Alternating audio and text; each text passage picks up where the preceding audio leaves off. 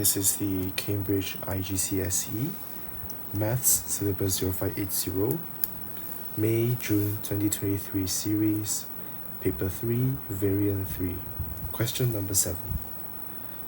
So we have a diagram here and it shows a triangle ABC and a straight line BCD, and ACB is 180 degrees. So write down the mathematical name for this type of angle. It's pretty straightforward. This is an obtuse angle. Now, an obtuse angle, let's do a bit of revision. An obtuse angle refers to any angle that is more than 90 degrees and less than 180 degrees. So this right here is an example of an obtuse angle. It is between 90 degrees and 180 degrees. Okay, work out the value of x. Now, BCD is a straight line. With the information that I have, I can simply find the value of x.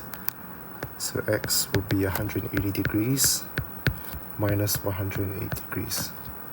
With the reason being adjacent angles on a straight line.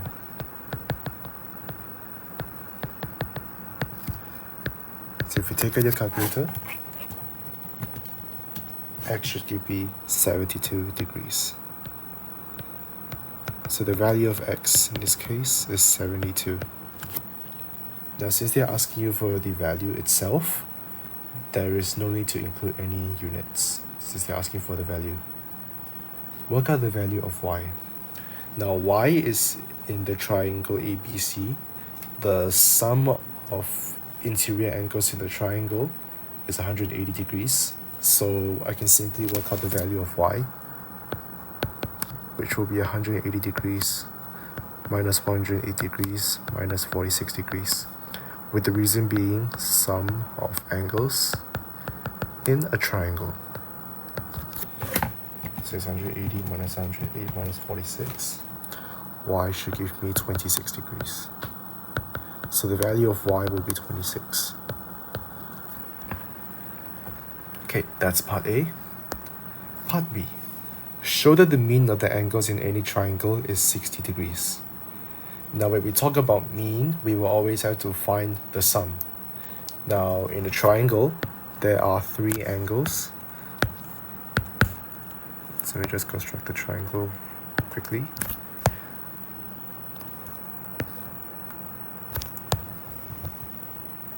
So this is my triangle. In a triangle, there are 3 angles. One name is A, B, and C. So in a triangle, the sum of the angles is actually 180 degrees. And since there are 3 angles, I can simply find the mean of the angles, which is simply just 180 divided by 3, and so it will be 60 degrees. Since this is a question about showing, you have to include the final statement show, highlighted over here. And that is part B. Okay, now we move on to part C, which shows a right angle triangle, and then I have to calculate the value of h. Now when you have a right angle triangle, you are given some dimensions and you're given an angle. Okay, this is a right angle triangle. I can immediately use my toile, car, and saw, with T representing for tangent, C for cosine, and S for sine. If you look at the triangle closely, I have the adjacent side and the hypotenuse. Now you have to recall that the hypotenuse is always the longest side of a triangle and is always the side that is opposite the right angle. So I have the adjacent and I have the hypotenuse. So in this case, I have to take the cosine of 35 degrees, which would be 8 over h. So if I cross multiply, I have h cosine 35, which should be 8. I'll divide both sides by cosine 35. multiply both sides by cosine 35. And then h, I'll find h in 5 significant figures first. In this case, it should be 9.7662. 5 sig fig. For your final answer, if it is not a nice number, leave it in 3 significant figures, unless the question says otherwise.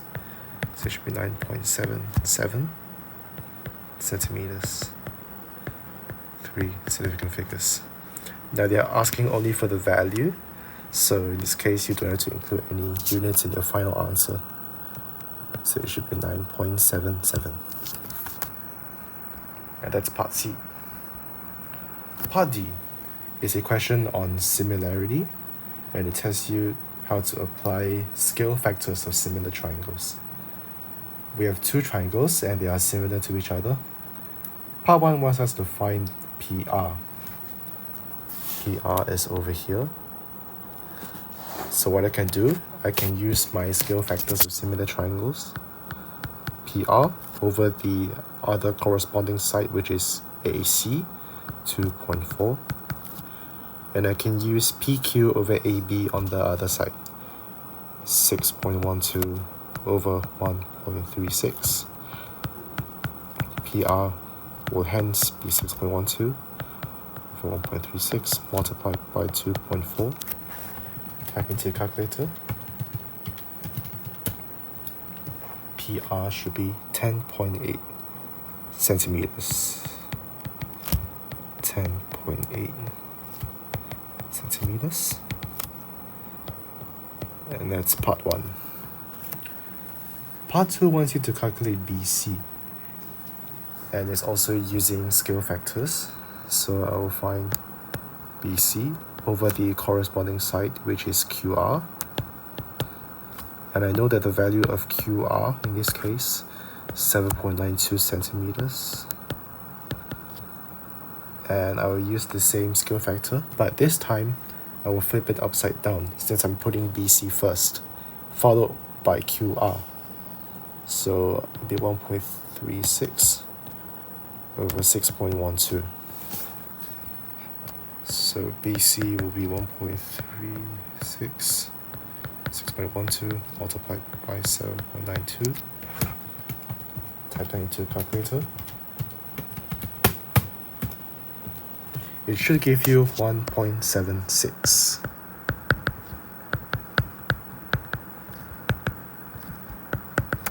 So BC will be 1.76. Okay, now we move on to part E, which is the last part of question 7. Now the diagram shows a right angle triangle. Calculate the perimeter of this triangle. Now perimeter is actually the sum of all of the external sides of any polygon. In this case, I am referring to these 3 sides. I'm trying to make it as straight as possible. Since I'm dealing with the right angle triangle in this question, I have an unknown side, so I can use Pythagoras' theorem.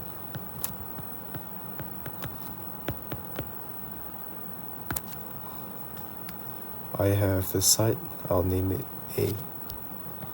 So A squared will be 26 squared minus 24 squared. So A will be the square root of 26 squared minus 24 squared. It appears to me that the number inside is a perfect square.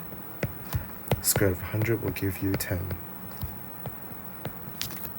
Okay, now I can find the perimeter of this triangle.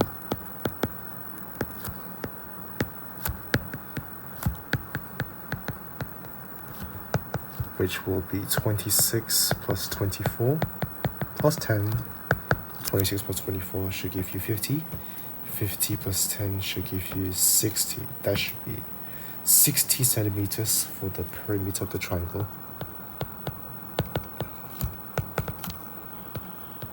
And that is part E. And in conclusion, question number 7.